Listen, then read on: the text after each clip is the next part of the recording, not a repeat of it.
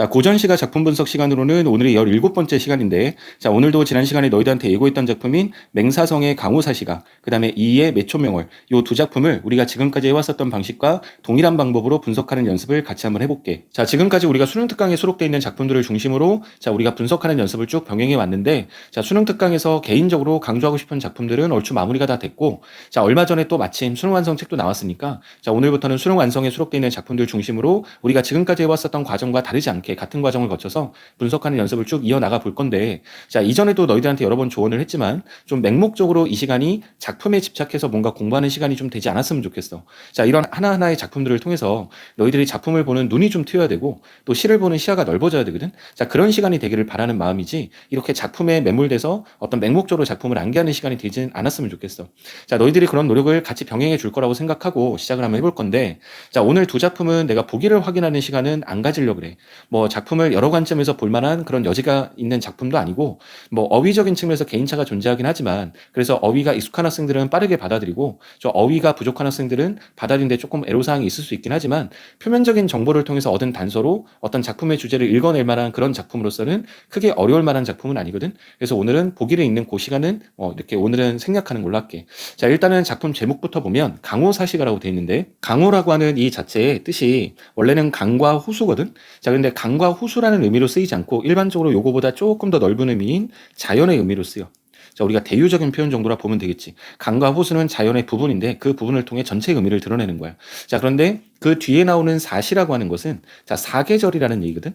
자, 그러면 제목을 직역해서 풀어내면 뭐 자연에서의 사계절의 노래다. 그러니까 자연에서 사계절을 뭐 이렇게 사계절과 관련된 노래다라는 의미 정도가 될 것 같은데, 자, 제목을 통해서 화자가 뭐 자연 속에 있는 상황인가 이런 어떤 상황적인 정보도 머릿속에 좀 떠올려 볼 수 있을 것 같고, 뭔가 명확하게 맞다 틀리다는 아직까지 확인할 수 없고 제목만 봤기 때문에 알 수 없지만, 화자가 지금 자연 속에서 사계절을 보내는 건가? 자, 그렇다면 이건 상황에 대한 정보가 될 수 있잖아. 자, 그 정도는 일단 생각해보고 시작을 해볼 수 있을 것 같아. 자, 그러면 작품을 본격적으로 한번 읽어볼 건데, 자, 오늘 보는 우리 강호사시가라는 작품은 평시조가 4개가 모여서 하나의 연시조가 된 거거든. 그래서 전체 4수로 구성이 돼 있어. 자, 근데 그 4수라고 하는 것이 우리 아까 전에 제목에서 봤었던 사시, 사계절과 연결이 될 것 같은데, 자, 우리가 실제로 어떤지 작품을 하나하나 좀 읽으면서 확인을 한번 해볼게.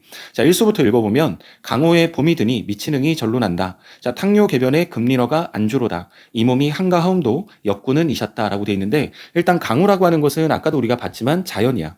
자, 자연의 봄이 드니, 자, 우리가 계절의 봄에 대한 언급을 시작했는데, 자, 봄이 드니 미친 흥이 절로 난다라고 했거든. 자, 근데 이 미친 흥이라고 하는 건 흥을 흥겨움이니까, 자, 우리가 이 반응, 화자의 반응과 관련된 지금 이 단어가 노출이 됐어. 여기서 말하는 미친 흥이라고 하는 것은 그런 거겠지. 뭐 자연 속에 봄이 왔고 그 봄이 오다 보니 마음속에 주체가 안 되는 어떤 흥겨움이 일어난다. 자, 그럼 화자의 정서는 긍정적인 정서인데, 지금 자, 밑에 보니까 탕료 개변에 금리너가 안주래. 자, 탕료라고 하는 것은 너희가 일반적으로 탁주라고 알고 있는 막걸리를 얘기하는 거거든. 자, 막걸리는 술이야. 자, 그리고 자, 개변이라고 하는 것은 시냇가를 얘기하는 거고, 자, 금리너는 뒤에 어라고 돼 있으니까 물고기겠지. 근데 그 물고기를 안주 삼아 이렇게 시냇가에서 술을 마시고 있나 봐. 자, 근데 우리가 여러 차례 작품을 정리하면서 술이라고 하는 어떤 요 대상이 작품 속에 등장할 때는 크게 둘 중 하나라고 우리가 정리를 하면서 왔었거든. 자, 술이 나왔을 때 여러 가지 양상으로 쓰이는 게 아니라 고전 시가의 작품들을 보면 크게 두 가지 중 하나로 쓰여. 자, 하나는 어떤 풍류를 누리는 상황에서 우리가 술이 등장하고, 자, 또 하나는 자, 시름을 달래는 요소로서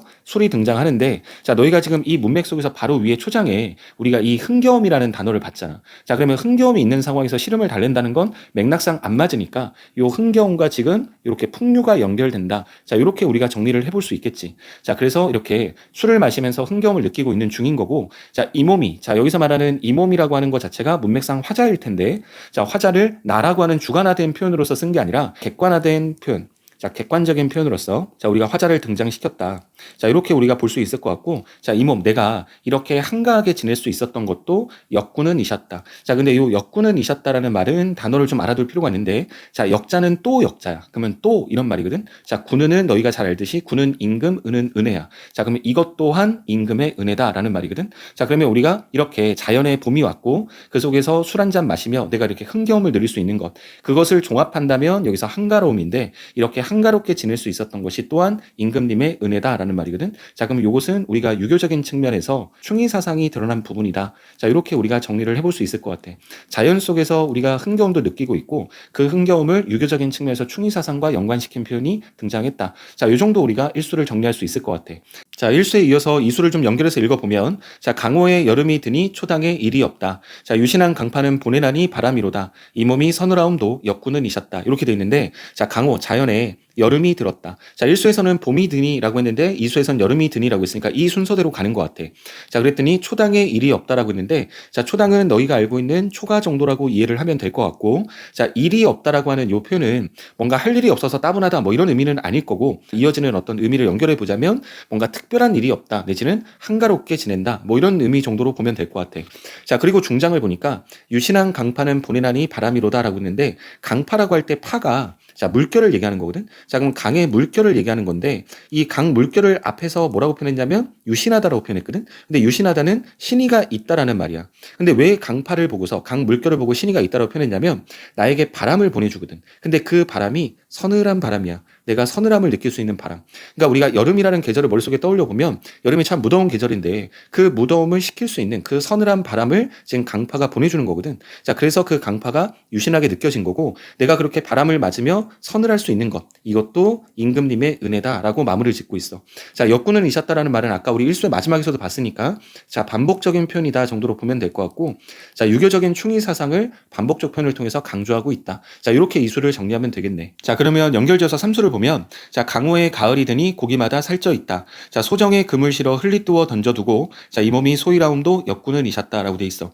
자, 세 번째와 관련된 건데, 자, 자연 속에 가을이 든대. 자, 세 번째 계절이 나왔어. 자, 일수에서는 봄, 이수에서는 여름, 그 다음에 삼수에서는 가을. 그러면 이제 남아있는 사수는 겨울에 대한 언급이 되겠지. 자, 그러면 딱 사시라고 하는 것과 사수가 매칭이 잘 되는 것 같은데, 자, 근데 가을이 되고 보니 고기마다 살쪄 있대. 자, 여기서 말하는 살쪄 있다라는 이미지는 너희들이 계절적인 측면에서 가을의 계절의 이미지를 머릿속에 떠올려 보면 이해가 쉬울 것 같은데, 자, 가을이라고 하는 계절 자체가 뭔가 수확하는 계절이고 뭔가 걷어들이는 계절이기 때문에 풍요로움 내지는 풍성함 이런 이미지가 드는 계절이잖아. 그러니까 여기서 말하는 고기도 그런 어떤 풍요로움의 이미지가 반영된 표현이다 정도로 보면 될 것 같아. 자, 그래서 그 고기도 그렇게 뭔가 비실비실한 고기가 아니라 그렇게 풍요로움을 느낄 수 있는 그런 고기의 모습이다. 자, 이 정도로 이해를 하면 될 것 같은데, 자, 그러니까 요거는 가을의 어떤 풍요로움, 자, 요것과 연관되는 표현 정도라고 너희들이 받아들이면 될 것 같아.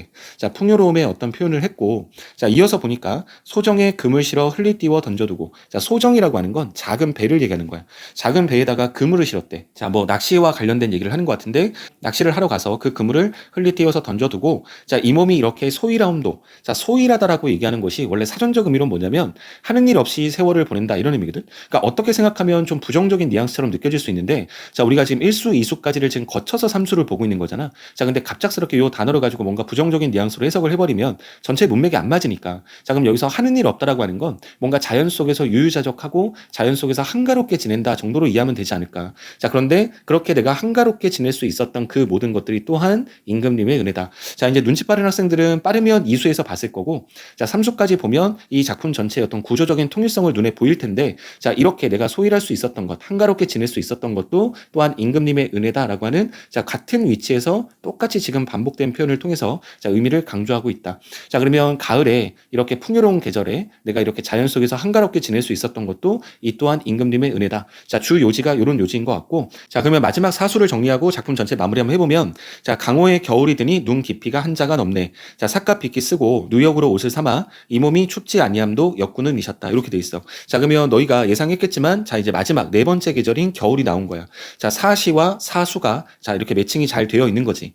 자, 겨울이 들었는데 눈 깊이가 한 자가 넘었대. 자, 눈이라고 하는 요 계절감을 보여준 시어를 통해서 겨울이라고 하는 구체적인 어떤 계절을 더 구체화시켰고, 자, 눈 깊이가 한 자가 넘었다. 자, 근데 여기서는 문맥적 흐름으로 본다면 눈이 많이 왔다 정도로 우리가 문맥적으로 읽힐 텐데, 한 자가 구체적으로 너희들한테 얼마나 되는 건지 알 필요 굳이 없거든. 근데 뭐 한 자가 보통 한 3cm 정도를 한 자라고 해. 자, 그러면 그만큼 눈이 많이 왔다라는 얘기가 되겠지. 자, 겨울이라는 어떤 계절을 부각시킬 수 있는 그런 배경을 제시하고 나서, 자, 그 과정에 삿갓을 삿갓을 비껴 쓰고, 자, 삿갓은 그냥 모자 정도라고 생각하면 될 것 같고, 자, 누역으로 옷을 삼았다 했으니까 누역은 옷이겠지. 자, 근데 삿갓도 마찬가지고, 자, 누역도 마찬가지고, 자, 얘네들은 뭔가 거창한 것들이 아니거든. 자연 속에서 볼 수 있는 어떤 뭐 소박한 것들, 이런 것들이야. 근데 이런 것들을 바탕으로 해서 내 몸이 춥지 아니할 수 있었던 것, 내가 안 추울 수 있었던 것. 자, 우리가 삿갓을 통해, 누역을 통해 춥지 않았는데, 자, 그것 또한 임금님의 은혜다라는 말로 지금 쓰고 있는 거야. 자, 또 한 번에 지금 사수에 걸쳐서 매 연마다 지금 이렇게 반복을 하고 있는 거지. 자, 각수마다 반복을 하고 있는 건데,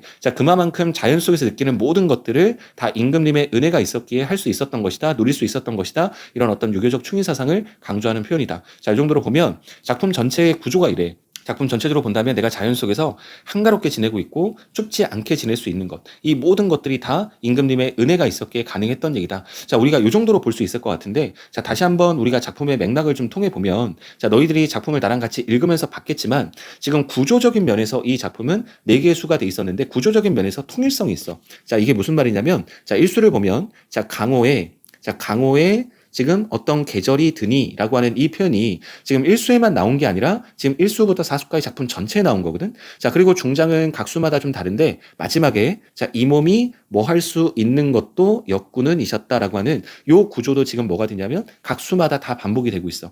자, 그러면 이렇게 각 수마다 지금 형식이 통일되어 있는 거거든. 자, 그러면 형식의 통일을 통해서 우리가 알 수 있는 것은 일단 뭐 이 작품 자체가 지금 운문문학이니까, 자, 운율적인 측면도 고려할 수 있을 거고, 자, 그러면 반복을 했다는 측면에서 본다면 의미적인 면도 강조가 될 수 있을 거고, 자, 또 하나는 형태적인 면에서 본다면 굉장히 안정감 있는 그런 어떤 구조를 가지고 있다. 자, 이렇게 그런 안정감의 측면에서도 우리가 이 구조 자체를 판단할 수 있는 거야. 그래서 우리가 이 작품에서 눈여겨봐야 될 것은 각 수마다 형태적인 측면에서 지금 어떤 통일성을 가지고 있다. 자, 그런데 그 중간에 들어가는 각각의 계절만 달랐을 뿐이지 전체적인 주제의식이라든가 거기서 느끼는 화자의 어떤 감정, 정서 상태는, 자, 큰 틀에서는 같은 감정이었어. 그래서 요것들만 너희들이 정리를 잘해두면 작품에 대해서는 크게 어렵지 않게 너희가 이해할 수 있을 거라고 생각이 들어.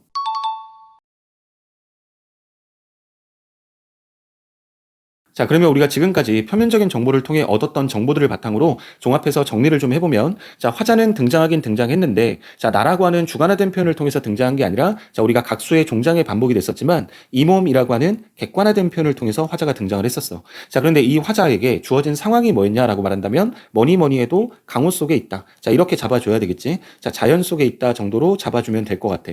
자, 그러면 여기서 느끼는 정서와 태도는, 자, 즉 반응에 관련된 정보는 자연 속에서 살아가는 삶에 대해서 굉장히 만족하고 있었고, 자, 그 속에서 한가로움을 느끼면서 살아가고 있었어. 자, 이거는 정리를 해줘야 될 건데, 자, 또 하나 우리가 정리를 좀 해줘야 되는 것이 뭐냐면, 자, 이렇게 자연 속에서 만족하며 한가롭게 살아갈 수 있는 것도 임금의 은혜다라고 했거든. 그런 임금의 은혜에 대해서 감사하는 감정, 자, 감사하는 마음도 또 하나의 축으로 정리를 좀 해줘야 되겠지. 자, 그러면 이를 바탕으로 우리가 주제를 만들어 보면 항상 상황과 반응이 묶여서 주제가 만들어지니까, 자, 그러면 하나는 자연 속에서 느끼는 만족과 한가로움, 요렇게가 주제가 하나 나와야 되겠지. 자, 근데 또 하나는 자연 속에서 만족하며 한가롭게 살 수 있게끔 만들어준 임금의 은혜에 대해서 감사. 자, 이렇게도 나와줘야 되겠지. 자, 우리가 각수의 맨 마지막에 역군은 이셨다라는 말을 4번에 걸쳐서 반복을 했거든. 자, 그러면 그렇게 반복했다는 건 의미적인 측면의 강조이기도 하면서 주제와 직결되는 표현이라고. 자, 그러니까 주제 속에는 그렇게 자연 속에서 살아가는 만족과 한가로움만 다루면 안 되고, 그렇게 만들어줄 수 있었던 임금에 대한 은혜에 감사하는 마음까지도 주제에 같이 묶여져야 완전한 주제라고 말할 수 있겠지. 자, 그러면 이 주제를 드러내는 표현상의 특징. 이 작품은 너희가 나랑 같이 읽어봤지만 표현 수사법이 막 화려한 그런 작품은 아니거든. 자, 그래서 아까 우리 마지막에 정리했지만, 자, 각수가 형태적인 통일성을 가지고 있다라는 거, 이 측면이 가장 중요할 것 같고, 자, 또 하나 우리가 뭐 여기에 부차적으로 정리를 좀 해보자면, 작품의 제목의 강호라는 말은, 자, 우리가 자연이라고 하는 큰 측면에서 본다면 일부분인데 그 부분을 통해서 우리가 전체의 의미를 드러내기 때문에 대유적인 표현이 반영된 표현이다. 자, 이렇게 우리가 하나 정도 더 잡을 수 있을 것 같고, 그 다음에 굳이 잡자면 우리 여름 이수에서 그 강호와 관련된 언급에서 뭐가 나왔었냐면, 강파를 뭐라고 했었냐면 유신하다 이렇게 표현했었거든. 근데 그 강의 물결을 왜 유신하다고 표현했냐면, 내가 서늘하게 느낄 수 있는 바람을 보내줬기 때문에 그렇게 신이 있다, 유신하다 이렇게 표현했는데, 원래 유신이라고 하는 것은 사람한테만 쓰는 표현인 거잖아. 자, 근데 그것을 강 물결에 유신하다고 표현했으니까, 자, 의인적인 표현이 드러났다 정도도 하나 더 잡을 수 있을 것 같기는 해. 자, 그래서 요 정도까지만 우리가 정리를 해두면 작품에서 표현상의 특징에서는 정리할 만한 요소는 다 정리가 되지 않았을까 싶은데, 이 작품과 관련해서 하나 정도만 더 언급하고 가자면, 자, 이 작품은 아주 중요한 문학사적 의의를 가지고 있거든. 근데 그 문학사적 의의라는 게, 자, 오늘 우리가 봤던 게 연시조인데 그 연시조라고 하는 갈래에서 보면 최초의 연시조 작품이야. 자, 그래서 문화사적 의로서는 아주 크지만 우리가 수능을 준비하는 거나 이런 과정에서 문화사적 의 자체를 직접 시험 문제 물어보지 않으니까 자, 그냥 오늘 배웠었던 작품이 그런 의의를 가진 작품이구나. 자, 그 정도는 너희가 이 작품을 우리가 기왕 공부했으니까 그와 관련지어서 좀 알아두면 좋을 것 같고, 자, 요 정도 정리하고 이 강호사 시간은 작품 마무리하는 걸로 할게. 자, 오늘 우리가 두 번째로 봐야 될 작품이 이의 매초명월이라고 하는 한시인데, 자, 우선 작품의 제목부터 좀 풀고 시작을 해보면, 자, 매라고 하는 것은 매화라고 하는 꽃을 얘기하는 거고, 자, 초라고 하는 것은 나뭇가지라고 하는 뜻을 갖고 있는 한자야. 자, 명월이라고 하는 것은 너희가 잘 알다시피 밝은 달이라는 뜻이고, 자, 그렇다면 밝은 달이 비치는 매화 정도의 의미를 가진다고 볼 수 있을 것 같은데, 자, 매화라고 하는 꽃이 가지고 있는 속성, 자, 거기다가 밝은 달이 비친다라고 하는 상황적인 배경, 자, 이것을 잘 연결해서 읽어야 될 것 같아. 자, 그러면 작품을 찬찬히 한번 읽어보면, 자, 매화는 본래부터 환히 맑기에 달이 비치니 물빛인 듯 하네. 자, 이렇게 돼 있는데, 매화라고 하는 꽃이 갖고 있는 어떤 속성, 본래의 속성이 환히 맑아. 자, 여기서 맑다라고 하는 것은 깨끗하다와 더불어서 의미를 주는, 자, 매화가 가지는 색채. 자, 흰색의 색채를 얘기하는 것 같은데, 자, 그 색채, 흰색의 색채를 갖고 있는 매화가 달빛까지 받으니까 훨씬 더 깨끗해 보인다. 훨씬 더 하얀색이 돋보인다. 이런 얘기를 하고 싶은 것 같아. 자, 근데 그것을 물빛인 듯 하다라고 표현을 했거든. 자, 근데 이 표현을 너희들이 이해하기 위해서는 고전 시가에서 자주 등장하는 어떤 관습적인 표현을 조금 이해할 필요가 있어. 자, 옛날 사람들은 물을 표현할 때 하얀색의 이미지를 가지고 표현을 많이 했거든. 자, 원래 투명하기 때문에 색채를 가지지 않는 것이 물이잖아. 근데 왜 하얗다고 표현을 했을까라고 생각해보면, 자, 하얀색이 주는 어떤 순수하고 깨끗한 이미지, 자, 이걸 통해서 물의 맑은 속성을 드러내고 싶지 않았을까라는 생각이 좀 들어. 자, 그렇다면 이 구절은 원래 하얀 매화이긴 한데 달빛까지 받으니까 그 깨끗하고 맑은 그 하얀 속성 자체가 더 두드러진다는 표현, 이것을 물빛을 통해서 비유적으로 표현했다 정도로 보면 되지 않을까 싶어. 자, 뭐뭐인 듯 하다라고 했으니까 직유법이 쓰인 거지. 자, 그래서 이렇게 비유적으로 표현하고 싶었던 것이라고 이해하면 될 것 같아. 자, 그 다음에 연결지어서 읽어보면, 자, 서리와 눈이 흰 자태를 더해주어 맑고 차가움이 사람의 뼛속에 스며드네. 자, 이렇게 됐는데, 자, 너희가 지금 봐서 판단하겠지만 서리와 눈이라고 하는 것은 매화에게 있어서는 극복해야 될 부정적인 요소겠지. 자, 그러면 이렇게 서리와 눈이 내리고 있는 그 상황에서도, 자, 그 자체가 흰 자태를 더해준다라는 말은, 여기서 말하는 흰 자태라고 하는 건 문맥적으로 당연히 매화일 거고, 자, 그러면 의미적인 측면에서는 이렇게 대비적인 요소, 대조가 되는 요소를 통해서, 자, 그럼 부정적인 요소에도 굴하지 않고, 자, 극복하면서 피어있는 그 매화를 더 강조하고 있는 편이다. 자, 그래서 대조라고 하는 기법을 통해서 매화의 속성을 부각시킨 편이다 정도로 너희들이 생각하면 될 것 같아. 자, 그러다 보니까 맑고 차가움, 자, 이 차가움 속에서도 맑음을 유지하는 매화의 속성이 화자에게는 아주 강렬하게 느껴지는 거지. 자, 그러면 여기서 말하는 사람이라고 하는 건 문맥적으로 당연히 화자를 나타내는 편이라고 보면 될 것 같은데, 자, 우리 공교롭게도 앞에서 우리 강호사시가 할 때도, 자, 이 몸이라고 하는 객관화된 표현을 통해서 화자가 등장을 했었잖아. 자, 나라고 하는 주관적인 표현이 아니라, 그래서 이 작품도 나라고 하는 주관화된 표현 대신에 이렇게 사람이라고 하는 객관화된 표현을 통해서 화자를 등장시켰다. 근데 그 화자가 서리와 눈 속에서도 흰 자태를 보이고 있는 그 매화를 보면서 뭔가 강한 인상을 느끼고 있는 부분이다. 자, 이렇게 여기까지를 정리하면 될 것 같고, 자, 이제 마지막 정리를 해볼 텐데, 자, 이 꽃을 대하면, 당연히 이 꽃이라고 하는 건 매화를 얘기할 텐데, 자, 이 꽃을 대하면 마음을 씻어주니, 자, 오늘 밤은 한 점의 앙금도 없다. 자, 그러면 이 꽃을 대하며 마음을 씻어준다는 표현 자체는 뭐 자연스럽게 우리가 생각할 수 있지만, 매화를 완성하면서 이 화자의 내면에 일어나는 감정의 정화, 뭐 이 정도로 이해하면 될 것 같은데, 자, 이렇게 화자의 마음이 정화되고 보니까 자신의 마음속에 한 점의 앙금도 없대. 자, 우리가 앙금이라고 하는 것은 너희가 사전적인 의미를 잘 알겠지만, 뭐 마음속에 남아있는 좀 개운하지 않은 감정, 이런 거거든. 자, 그런데 이렇게 이 개운치 않은 감정 자체가 하나도 없는 상태, 자, 그것을 지금 뭐가 가져왔냐면 매화가 가져온 거고, 자, 그렇게 본다면 매화는 깨끗하게 화자의 어떤 마음이 정화된 상태로 유도하는 그런 꽃이다. 화자에게는 그런 어떤 감정을 느끼게 하는 대상이다 정도로 보면 이 작품이 크게 문제없이 너희들한테 이해가 되지 않았을까 싶어. 자, 그래서 뭐 화려한 기교나 내지는 수사법 이런 것들을 쓰는 것보다 어떤 비유라든가 대조 정도의 기법을 통해서 이 매화라고 하는 대상을 보면서 느끼는 화자의 담백한 감정, 자, 이것을 드러내고 있는 작품 정도로 너희들이 이해하면 될 것 같아.